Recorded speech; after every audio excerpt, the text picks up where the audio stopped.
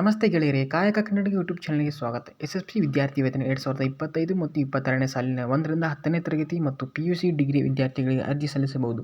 ಹಿಂದುಳಿದ ಕಲ್ಯಾಣ ಇಲಾಖೆ ಮೆಟ್ರಿಕ್ ನಂತರ ವಿದ್ಯಾರ್ಥಿ ವೇತನಕ್ಕೆ ಆನ್ಲೈನ್ ಮೂಲಕ ಅರ್ಜಿ 2A, 2B, 3B, SC, ST ಎಲ್ಲ ವರ್ಗದ ವಿದ್ಯಾರ್ಥಿಗಳಿಗೆ ಅರ್ಜಿ ಸಲ್ಲಿಸಬಹುದು. SSP ವಿದ್ಯಾರ್ಥಿ ವೇತನ 2025 ಮತ್ತು 22ನೇ ಸಾಲಿನ ಅರ್ಜಿ ಸಲ್ಲಿಸಲು ಬೇಕಾದ ದಾಖಲೆಗಳು: 1ರಿಂದ 10ನೇ ತರಗತಿ ವಿದ್ಯಾರ್ಥಿಗಳಿಗೆ ಬೇಕಾದ ದಾಖಲೆಗಳು: ವಿದ್ಯಾರ್ಥಿಯ ಆಧಾರ್ ಕಾರ್ಡ್, ಶಾಲೆಯ ST ನಂಬರ್, ಜಾತಿ ಮತ್ತು ಆದಾಯ ಪ್ರಮಾಣಪತ್ರ, ಆಧಾರ್ ಕಾರ್ಡ್ ಲಿಂಕ್ ನಂಬರ್.